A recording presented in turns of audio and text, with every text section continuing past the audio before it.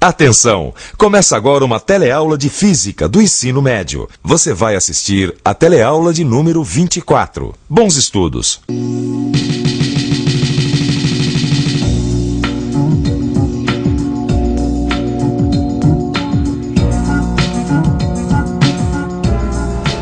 Eu tô sentindo calor. Oi, tá? Nas últimas teleaulas de física, você viu que fenômenos que nos afetam diariamente, como o calor das coisas, a temperatura, são objetos de estudo dessa parte da física que se chama termodinâmica. Bom, você viu também que a agitação das moléculas está associada com a temperatura de um corpo e que quando dois corpos estão a temperaturas diferentes, um deles cede energia térmica para o outro, isto é, ocorre uma troca de calor. Mas como o calor se propaga? Bom, se você não sabe, não tem problema, porque é justamente esse o assunto da teleaula de hoje.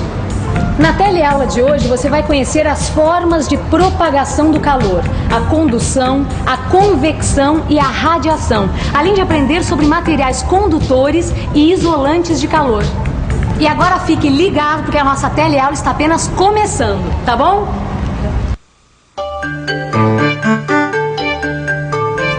Vamos dar uma olhadinha na outra experiência que eu quero mostrar pra vocês, tá? Direito. E aí, gente, qual é a dúvida? A gente ficou sem entender uma coisa. O quê? A gente entendeu tudo aquilo que você falou sobre equilíbrio térmico. Isso ficou bem claro. Quando dois objetos estão em contato, depois de um certo tempo eles vão ter a mesma temperatura, porque um deles cede calor pro outro. Exatamente isso, eu não entendi qual é a dúvida. Bom, a nossa dúvida é a seguinte: como é que esse calor se move?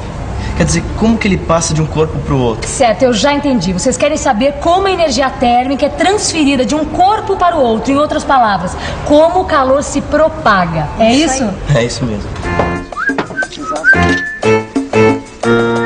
Ô, Vicente, tá dando aquela praia hoje, hein? Olha, a moçada toda curtindo, esse cara é beleza. Quem desceu hoje deu sorte, viu? Apesar que essa hora eu acho que o sol fica muito forte, viu? Ó, você viu o rapaz comentando, o freguês ali? Foi dar uma andadinha na areia sem sandália, queimou o pé, rapaz. Queima mas mesmo. também, ó, o seu pé tá numa temperatura, você pisa numa areia daquela que tá com super quente, ou seja, numa temperatura bem maior que o seu pé, aí você imagina o que não acontece. Pô, eu expliquei pra ele, sabe o que aconteceu na verdade? A hora que ele encostou o pé na areia, um pouco da energia térmica contida nessa areia passou pro pé dele, entendeu? Que teve uma elevação rápida de temperatura, por isso que dá a sensação que queimou o pé.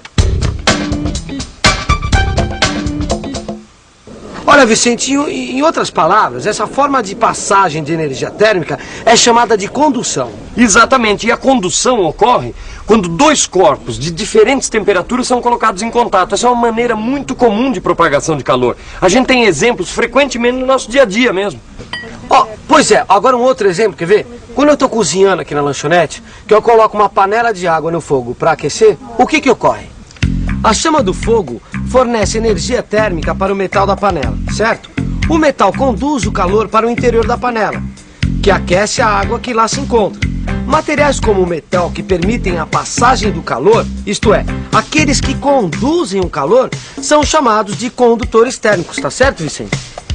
Pois é, foi o que eu falei. A condução ocorre quando dois corpos de temperaturas diferentes estão em contato. Com a água que a gente põe no fogo, sabe o que acontece? Quando você tira ela do fogo, a energia térmica da água passa a ser transferida para o ar que está ao redor dela. Então a água esfria e o ar esquenta. É isso aí. Existem alguns materiais que conduzem bem o calor, como os metais, mas também existem outros tipos de materiais que dificultam a passagem do calor. São os chamados isolantes térmicos. O isopor é um excelente exemplo de um isolante térmico. Ele dificulta a passagem do calor de fora para o seu interior. Assim, a temperatura pode ser mantida baixa lá dentro durante um certo tempo e os objetos podem ser mantidos resfriados lá dentro. Mas por que isso acontece? É o seguinte, como você sabe, quanto mais quente estiver o material, maior será a vibração dos seus átomos. E a energia térmica é transferida justamente pela vibração dos átomos. O que a gente pode concluir daí? Para que haja condução de calor, é necessário que existam átomos e, portanto, um meio material. Quer dizer então que isso é uma regra? para que exista a condução de calor, precisa existir esse tal meio material.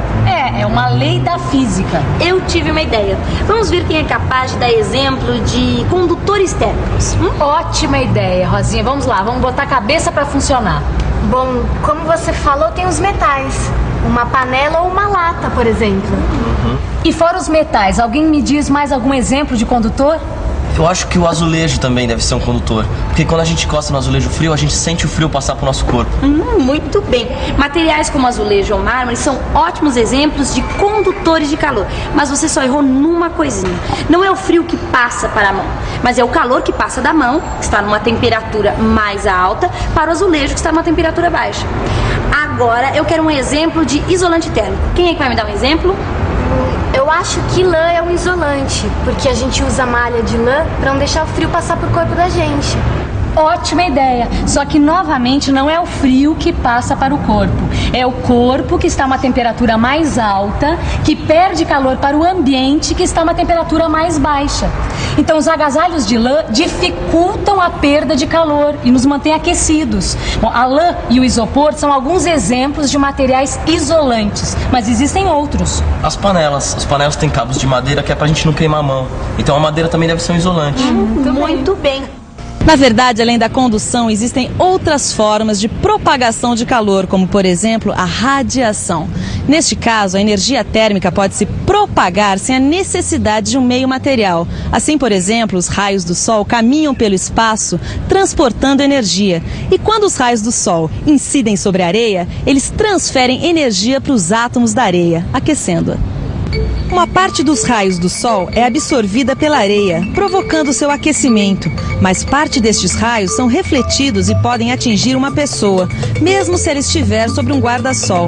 Estes raios transferem energia para as células da pele, provocando reações químicas, fazendo com que essa pessoa fique bronzeada ou vermelha como um pimentão. De maneira bem simples, é isso que acontece quando nos expomos intensamente à luz do Sol. Existe também outro fenômeno interessante que a gente pode observar numa praia. Muitas vezes, quando está escurecendo, a gente sente uma leve brisa que vem da terra em direção ao mar. A gente pode até pensar que o tempo está mudando, mas trata-se, na verdade, de uma brisa terrestre. Brisa terrestre? Mas o que a brisa terrestre tem a ver com a propagação do calor? Bom, você sabe que cada tipo de material possui um calor específico. E o calor específico da areia é menor do que o calor específico da água. Agora, isso significa o quê? Significa que para variar a temperatura da areia é preciso fornecer menos calor do que para variar a temperatura da água? Exatamente. Além disso, a areia é um mau condutor. Mau condutor? Mas ela fica tão quente. Mas se você prestar atenção e cavar um pouco a areia, vai ver que lá embaixo a areia está bem fresquinha. Porque o calor não é conduzido para as camadas inferiores. Já a água é transparente e permite que os raios solares cheguem às camadas mais profundas do mar. Essa observação foi ótima, Rosinha. Isso significa que a areia esquenta mais e mais depressa do que a água. Ou seja, ela absorve o calor com mais facilidade do que a água do mar. Só que ao mesmo tempo ela perde calor com mais facilidade. Ela esfria rapidamente, enquanto a água permanece aquecida por mais tempo. Durante o dia, a praia e o mar recebem igualmente o calor que vem do sol, certo? Mas como vocês já sabem, a areia se aquece mais rapidamente. Por isso, a camada de ar que está sobre ela, por condução, fica mais quente do que a camada de ar que está sobre o mar. Dessa forma, a camada de ar que está sobre a areia fica menos densa e sobe, abrindo um espaço que é rapidamente ocupado pelo ar mais frio que está sobre o mar. Assim, durante o dia, existe uma corrente de ar que sopra do mar para a terra e por isso recebe o nome de brisa marítima. Mas depois que o sol se põe, ambos deixam de receber calor e começam a esfriar. A areia se esfria mais rapidamente. Vocês podem notar que à noite ela fica gelada, mas a água do mar demora mais a esfriar. Por isso, à noite, o mar fica quentinho. Aí o fenômeno se inverte. O ar que está sobre o mar está mais quente do que o ar que está sobre a areia. Como está mais aquecido, fica menos denso e sobe.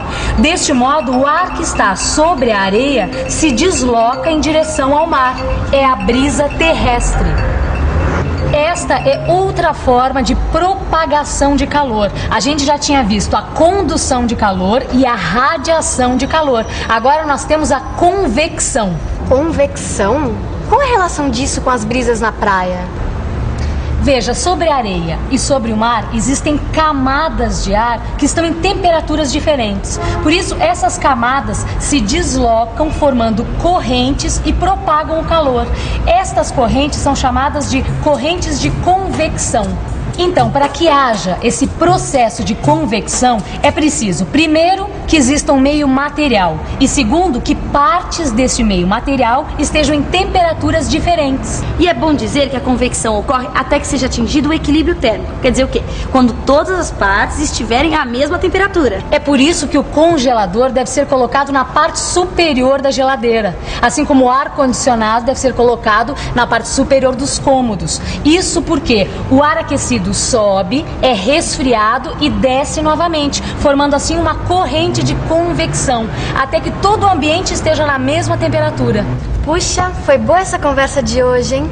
A partir de exemplos simples, a gente conseguiu aprender uma porção de leis da física. Então agora nós vamos ver outras coisas.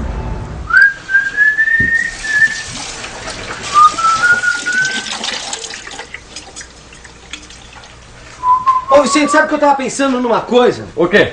Que a garrafa térmica é um verdadeiro 3 em 1. Como é que é? Ela não é capaz de manter um líquido quente ou frio? É capaz. Então, sabe por que isso? Por quê? Por causa da combinação de 3 fatores, olha. Ela evita a condução, tá? A radiação e a convecção do calor, certo? Será que uma garrafa dessa é capaz de fazer isso tudo? Claro que faz, rapaz. Você já viu uma garrafa térmica por dentro? Não, nunca vi. Então, olha só.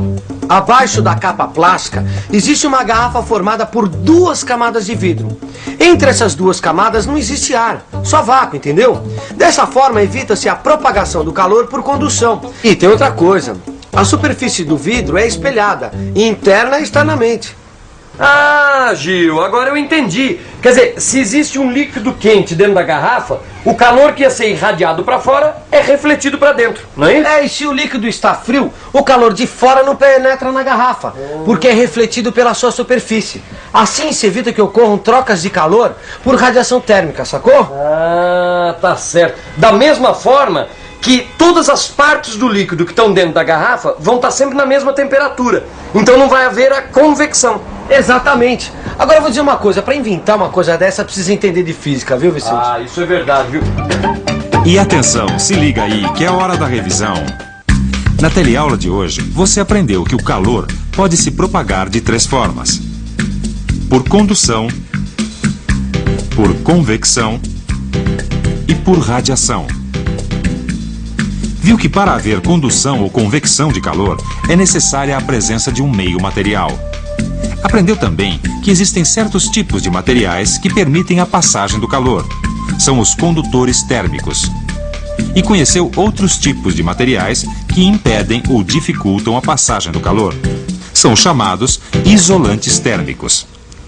Bom, agora é com você. Pegue o seu livro de física e aprofunde todos esses conceitos que você viu na teleaula de hoje, tá bom? Então até a próxima e tchau!